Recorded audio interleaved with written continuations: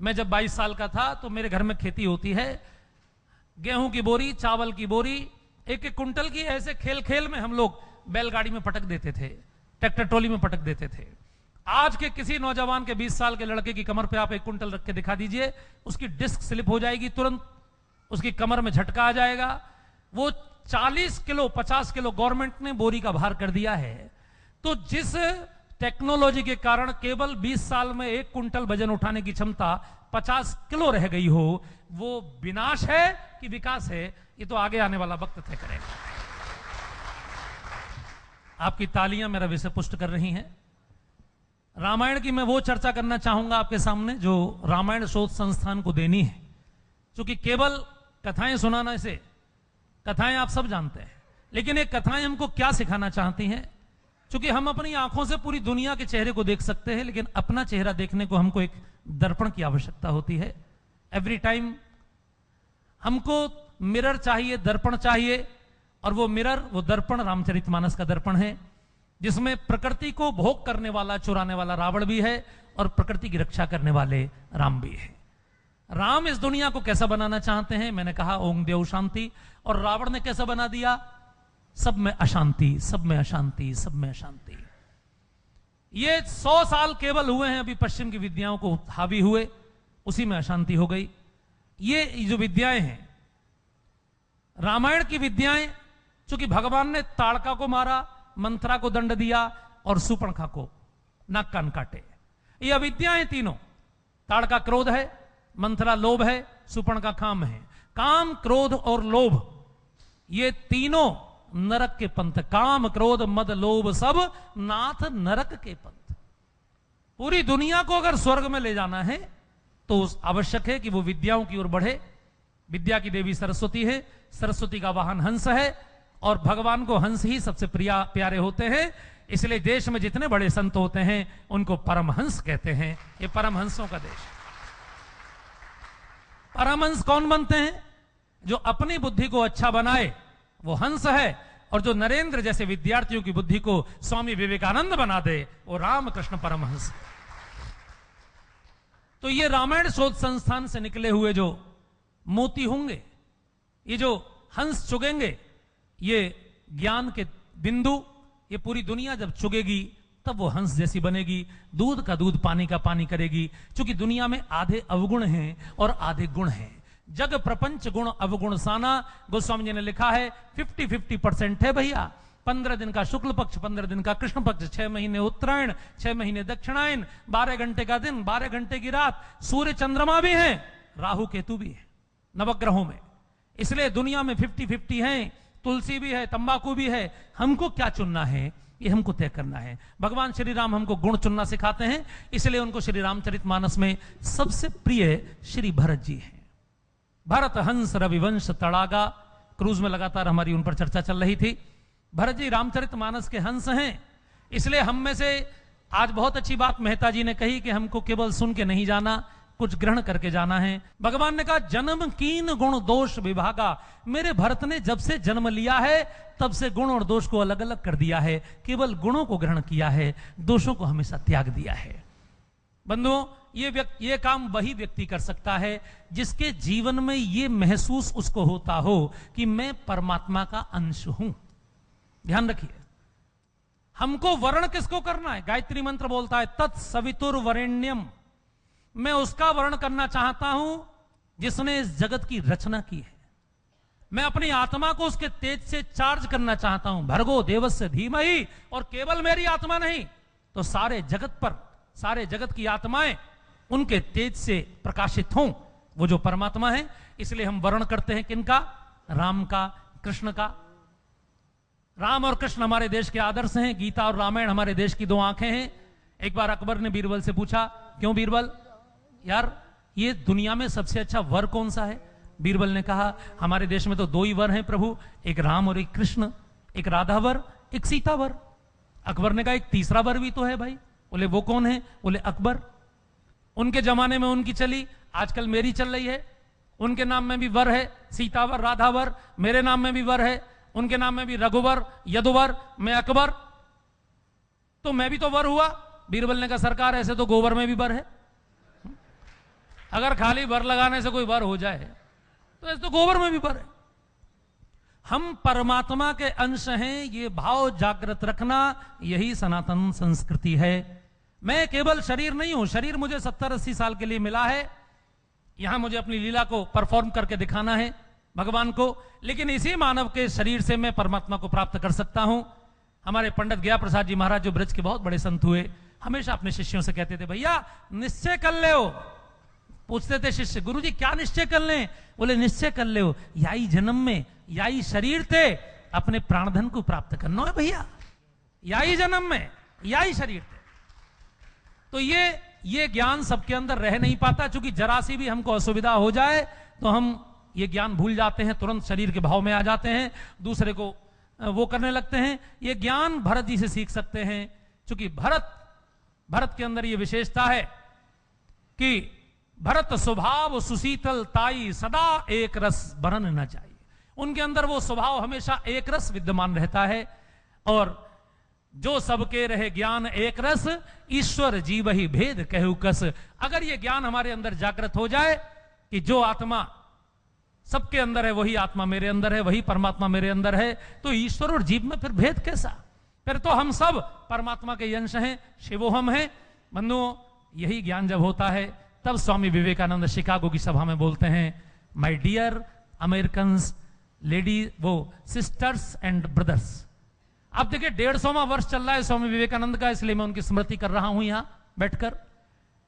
उनको भारत के, चूंकि वो संत थे और भारत उस समय गुलाम था, और गुलाम की बात कोई सुनता नहीं है, शिकागो के विश्व धर्म सम्मेलन में उनको केवल 3 मिनट का समय मिला बोलने के लिए, और पहली लाइन उन्होंने बोली, my dear American sisters and brothers.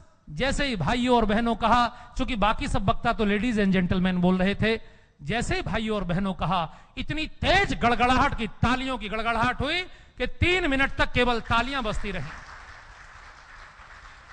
लगातार 3 मिनट तक वो पंडाल तालियों की आवाज से गूंजता रहा। उसके बाद आयोजकों को बिल्कुल विवश होकर उनको फ्री हैंड देना पड़ा। 1.5 घंटे तक स्वामी जी का बौद्धिक हुआ। ये जो दर्शन है भाइयों और बहनों का, क्यों? क्योंकि ऊपर से हम सब अलग हैं। हमारे शरीर, हमारे रूप, हमारे रंग, हमारी जाति, हमारे गोत्र, हमारी भाषा, हमारे प्रांत सब अलग हैं। हमारे मोबाइल नंबर, हमारे अकाउंट नंबर, हमारे postal address, all are different.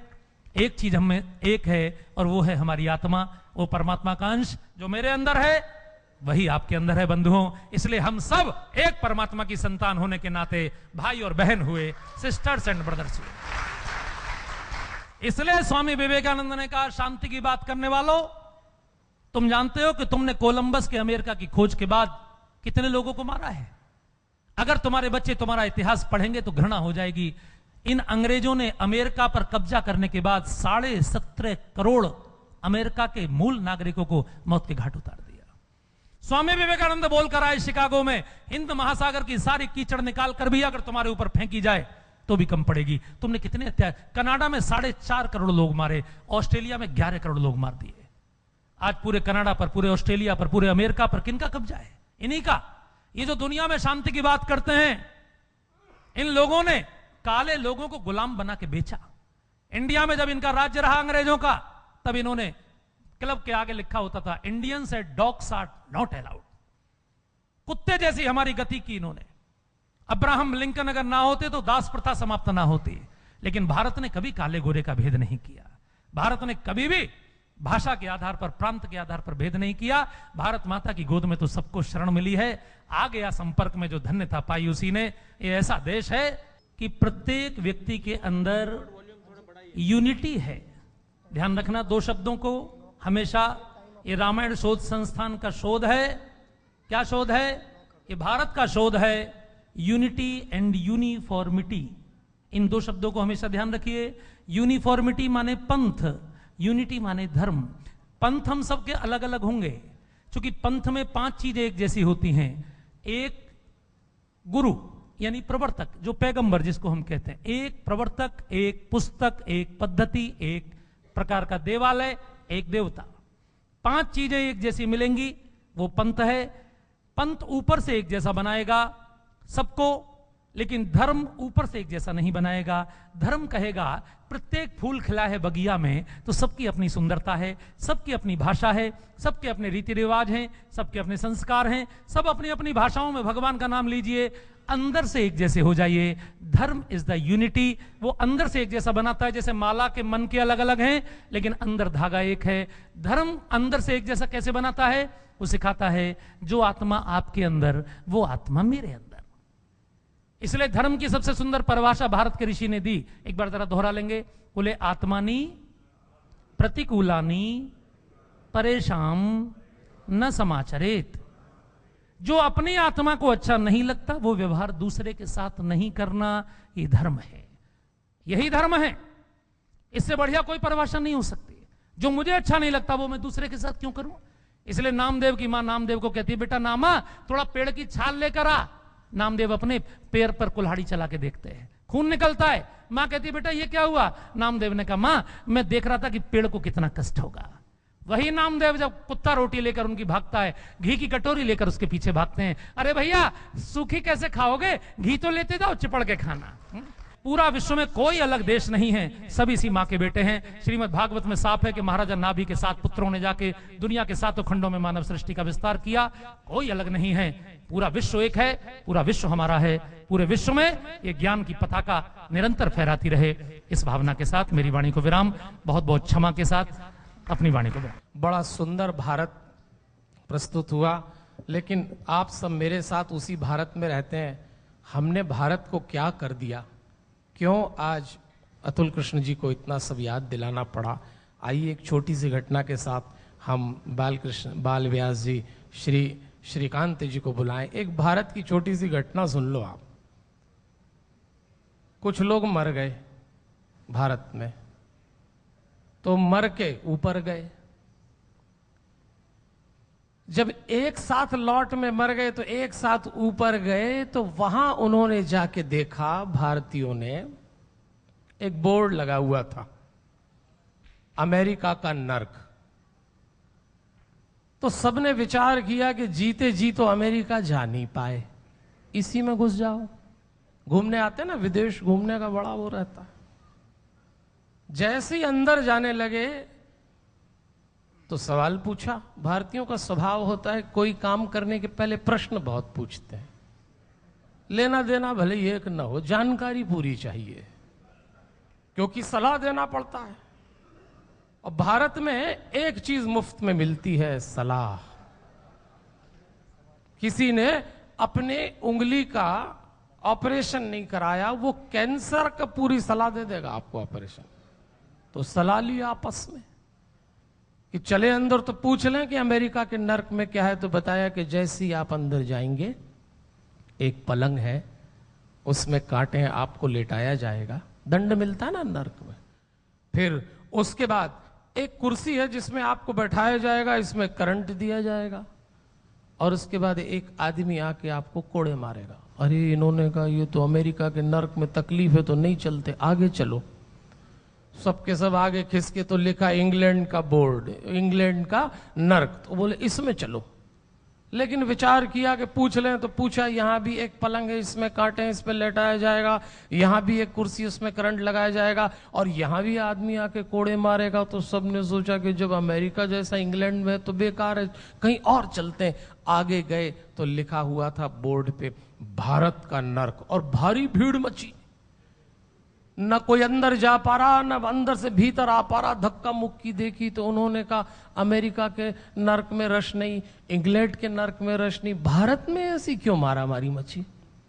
पूछा तो उनको बताया भैया दंड तो यहां भी मिलेगा।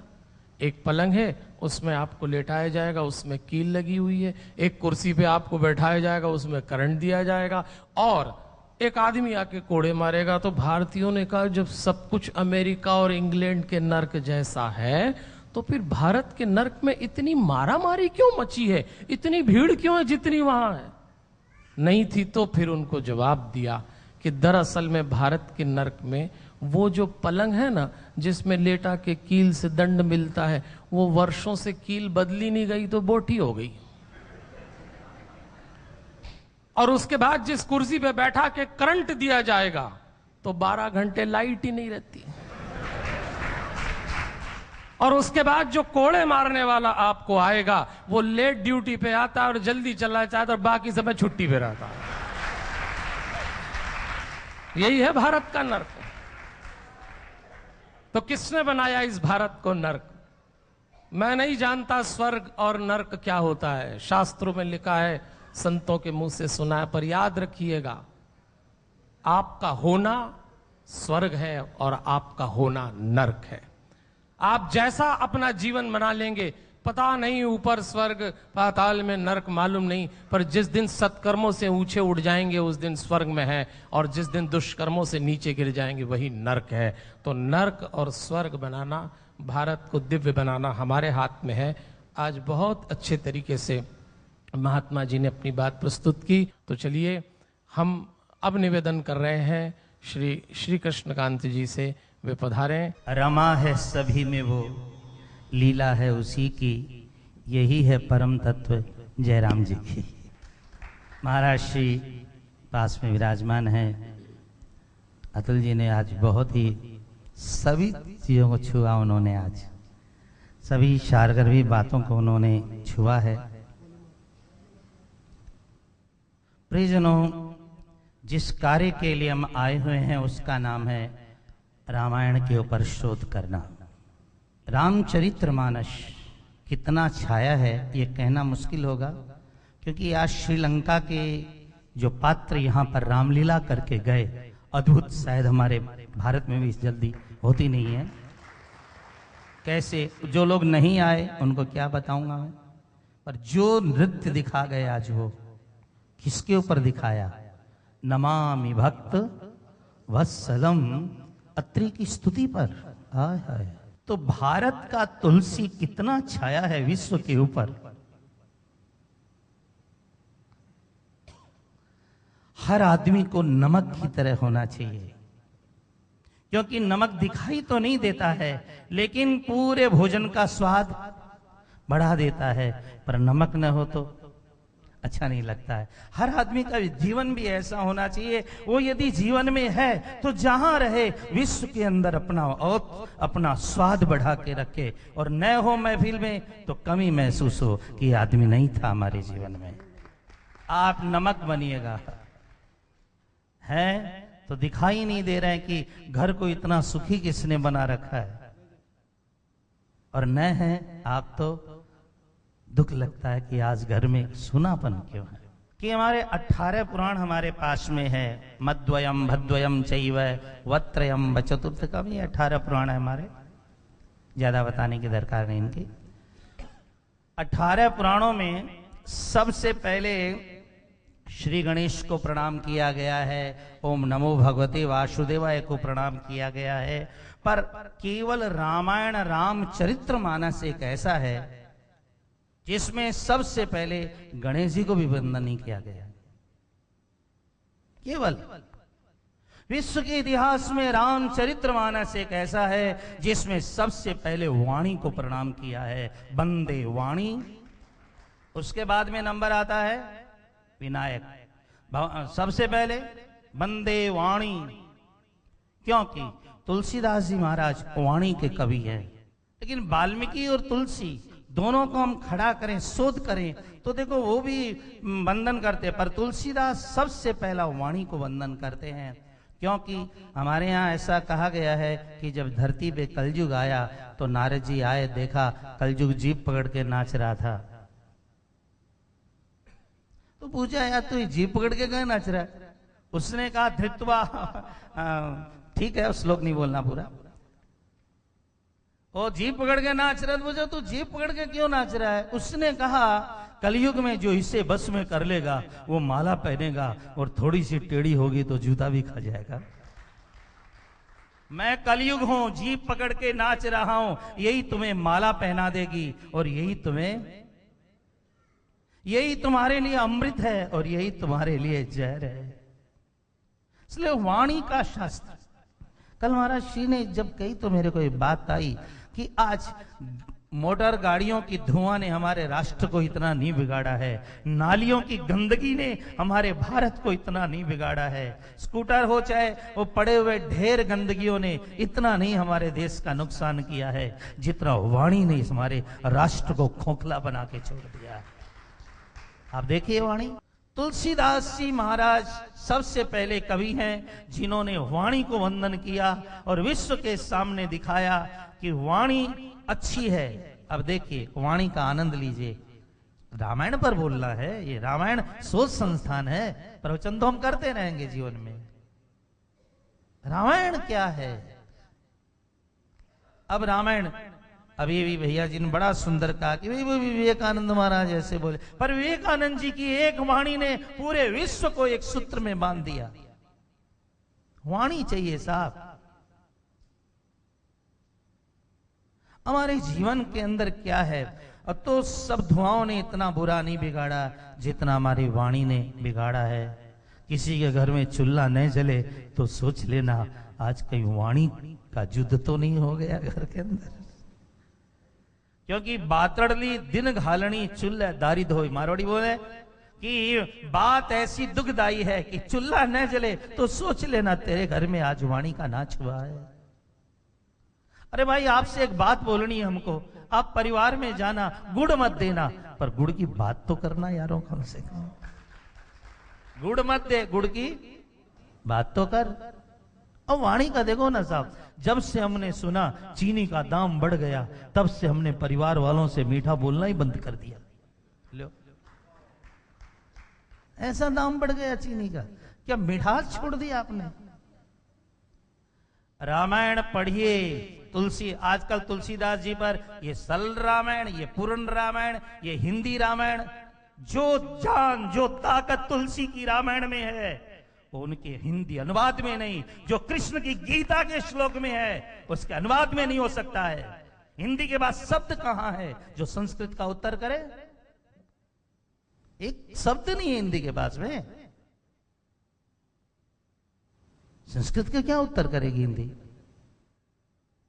मैं ये कहना चाहता हूं आप लोगों को कि तुलसीदास जी आने वाले युवानों के कवि हैं, जवान भाई बहनों के कवि हैं, थे और है, क्योंकि तुलसीदास जी को पता था आगे आने वाली जवानी उच्छृंखल होगी और देश को बर्बाद भी कर देगी। इसलिए तुलसी ने जवानों के लिए सबसे पहले वाणी को प्रणाम किया। वाणी सुधरी तो वर्ताव सुधरा, और वर्ताव सुधरा तो एक घर, एक परिवार, एक समाज सुधरा।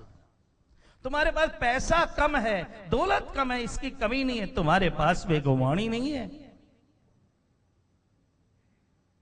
कुटियाओं के अंदर रहने वाले लोग, एक वस्त्र पहनने वाले लोगों ने इस भारत को कितना ऊंचा पहुंचाया, उनके पास वाणी थी। आप रामायण का जरूर पाठ कीजिएगा। यहां पर राम की एक वाणी सुनिए, एक वाणी राम की। मां ने पूछा, राम कितने दिन के लिए वन जा रहे हो? राघव ने सोचा, मैं कहूंगा मां 14 साल के लिए, तो शायद मां को कितनी तकलीफ हुई। 14 साल! आज का लड़का ऐसा बोलता है जैसे कोई पत्थर मार रहा। करना तो कर, नहीं मत कर। वो भारत भी देखने को मिल रहा है। एक मां ने लड़के से पानी मांगा और उसने लाके दिया, पर बोला आइंदा तुम मेरे से पानी मत मांगना कभी। मां ने कहा क्यों? कहा तू थैंक यू नहीं बोली, मैं पानी लाया तेरे लिए। वो भारत आ गया है साहब। राम ने सोचा 14 साल नहीं, तो राम जी का शब्द पढ़ेंगे आप तुलसीदास की रामायण में। कितने दिन जा रहे हो राम? का 12 से 4 ही 10। 4 को इतना लंबा बढ़ाया, 4 ही, और 10 को इतना छोटा खा गए, बस मैं 4 और 10 गया और आया। आहा, मां से बात करने का तरीका राम से सीख। अच्छा, राम जी के सबसे बड़े दुख का दिन कौन सा है? सीता हरण नहीं। सबसे बड़ा दुख राम जी के किस चीज का है? राम के जीवन का सबसे दुखी दिन एक ही है, केवल पूरी रामायण पढ़िएगा। एक ही दिन दुख का है, रात भर दशरथ जी रोते रहे, सुबह राम जी है, कैकेयी मां क्यों रो रहे हैं पिताजी, किस कारण से रो रहे? कहा मैंने 14 साल का वनवास मांग लिया इसलिए रो रहे। राम जी ने कहा बस इतनी सी बात, क्या राम पर तुम्हारा भरोसा नहीं था मां? मुझे कहती मैं 14,000 साल चला जाता और कोई बहाना लेके चला जाता, पिता को रोना भी नहीं पड़ता। यदि पुत्र राम के कारण बाप को रात भर रोना पड़ रहा है तो मेरा बेटा बनना बेकार है। किसी बाप को रात भर रोना पड़े बेटे के कारण, रामायण की बात कीजिए साहब। राम कहते मेरी जिंदगी का सबसे दुख भरा दिन है कि मेरे पिता को आज रात भर रोना पड़ा। आज बेटे इतना इतना बोल देते हैं कि पिता की जीवन भर की कमाई खो देते हैं। राम चाहिए साहब समाज को साहब। राम की एक छोटी सी वाणी, अच्छा किसी की भी वाणी लो ना, आप ध्यान दीजिएगा। महाभारत और रामायण को यदि मैं खड़ा करता हूं तो रामायण और महाभारत में बहुत अंतर है। महाभारत का बड़ा से बड़ा पात्र अधर्मी है और रामायण का सबसे छोटा से छोटा पात्र धार्मिक है। रामायण का सबसे छोटा पात्र गीधराज जटायु धर्म के लिए मर जाता है और महाभारत का सबसे बड़ा पात्र भीष्म धर्म के लिए मौन रह जाता है। आज हमारे भारत के राष्ट्रपति महोदय को भी समझाना है कि भीष्म न बने, जिंदगी में बनना है तो भीम बने। जो पता तो चले समाज को क्या हो रहा है राष्ट्र में। रामायण में क्या पढ़ना चाहते हैं आप? एक एक वाणियां पढ़िएगा। किसकी वाणी सुनाऊं आपको, कहां से सुनाऊं, क्योंकि हर वाणी पूरी रामायण भरी पड़ी है। एक भरत की वाणी, हा हा हा हा।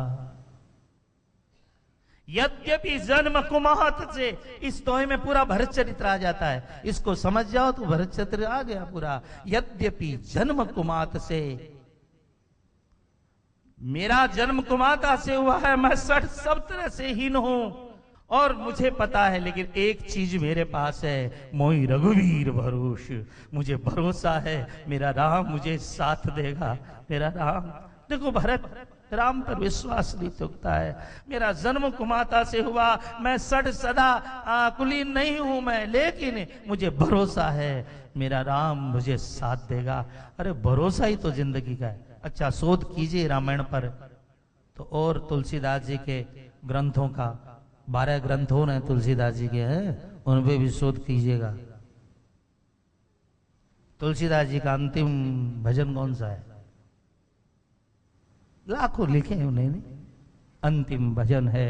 संतों से मैंने, प्रभुदत्त ब्रह्मचारी जी से ऐसा सुना है, अंतिम भजन कौन सा है?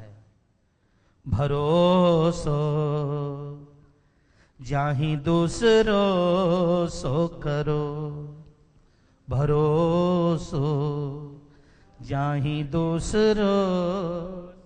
जिसको दूसरों का भरोसा करना है करे। मोहे तो राम को नाम कल्प तरु, मोहे तो राम को नाम कल्प तरु। कलि कल्याण करो, कलि कल्याण करो।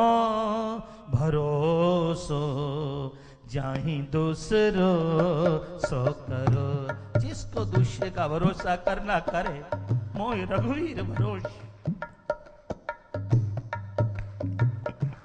तुलसीदास जी क्या लिखते हैं? जैसे कोई आदमी सावन में अंधा हो जाए, सावन का अंधा देखेगा तो हरा ही हरा दिखेगा, क्योंकि वो हरेलिये में अंधा हुआ है। तुलसीदास जी ने लिखा, मोहे तो सावन के अंधे जो, मोहे तो सावन के अंधे जो। सूझत रंग हरो, रंग भरोसो जाहि दूसरो सो करो। भरोसो जाहि दूसरो, जिसको करना है भरोसा करे। जैसे अंधा सावन का हरा ही हरा दिखता है, मुझे तो राम ही राम दिखता है। राम ही को तन, राम ही को मन, राम ही की सारी चतुराई, राम ही राखत, राम ही मारत, राम ही चाकर, राम सिपाही। प्रहसन, अर्जुन कहता विषाद, कृष्ण कहते पागल, विषाद आज तक हुआ है दुनिया में? प्रसाद बोल, प्रसाद। प्रसादे सर्व दुखानाम हानि रस्यो बजायते। प्रसाद बोलना, विषाद कहां है? अर्जुन कहता है मृत्यु। भगवान बोले पागल कहीं का, आज तक कोई मरा है? कोई नहीं मरा। चोला बदलना बोलना। सुबह हम दूसरा पहने थे, अभी हम दूसरा पहन के आए। वाशांसी जीर्णानि यथा विहाय। क्या बात कर रहा है पागल, आज तक कोई हमारे भारत में मरा है? भारत में आज तक कोई नहीं मरा साहब। राम मरे तो हम मरे, नहीं तो मरे बलाए, अविनाशी की गोद में मरे न मारा। कोई मरा है? कोई नहीं मरा आज तक हमारे देश में। कोई मरता है? बच्चों को समझाना, चोला बदलना बोल। हम तो महाराज जी समझाना ही भूल जाते हैं बच्चों को। बचपन में सिखाते हैं कि माँ बाप सच्चा है। ए बेटा पड़ोसी के घर में मत जाना, तेरा माँ बाप सच्चा है। बचपन में सिखाते हैं माँ बाप सत्य है। जवानी में सिखाते हैं काम दाम सत्य है, दुकान खोल और पिज्जा घुमा। बचपन में सिखाते हैं कि माँ बाप सत्य हैं, जवानी में सिखाते हैं कि काम दाम सत्य है। पर तन की अयोध्या से जब राम निकल जाते हैं तो लोग सिखाते हैं राम नाम सत्य है। जब तन की अयोध्या से राम निकल गए उसके बाद क्या पढ़ाते हो? आदि सच जुगादि सच। शुरू में क्यों नहीं पढ़ाया मेरे बाप? मरने के बाद पढ़ाते हो। आप सब ध्यान दे, रामायण का शोध करना, लक्ष्मण का क्रोध जरूर कीजिएगा भाई बहनों। क्रोध करना पर अनुशासन होना चाहिए, पूरा अनुशासन। तो लखन का क्रोध जरूर शोध होना चाहिए समाज में। जो तुम्हार अनुशासन पावो। राम जी की आवाज क्या कहे, राम जी की है। शिवरी मां है, देखिए आप ध्यान दें। 16 श्रृंगार करके आई हुई सूर्पणखा को राम जी ने आंख उठा के नहीं देखा, पर मेले कुचेले कपड़े में रहने वाली शिवरी को कितनी बार मां मां मां गिनते रह जाएंगे आप रामायण में। कितनी बार मां कहा। कई लोग कहते राम के बारे में कुछ बोलो। अरे क्या बोले राम जी के बारे में? जिस राम ने मेले कुचेले कपड़े पहनने वाली एक जंगल की महिला शिवरी को मां का दर्जा दिया और एक गीधराज जटायु को बाप का दर्जा दिया, सड़े गले मांस खाने वाले को उस राम की क्या गता कहेंगे, क्या बड़ाई करे। है कोई? पक्षियों को मारने वाले गली गली में मिल जाएंगे, पर पक्षी के लिए श्राद्ध करने वाले राम। पूज्य पिता दशरथ ने अंतिम श्रद्धांजलि नहीं पाई रे, पर अधम जटायु के पंखों पर अश्वन धार बहाई रे।